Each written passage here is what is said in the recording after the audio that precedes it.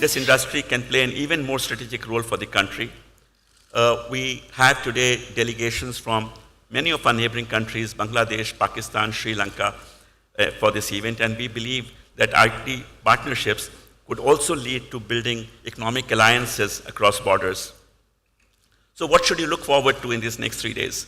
There are many technology keynotes that look at the future of the technology, leadership and strategy keynotes that address the issues of leadership, particularly in uncertain times.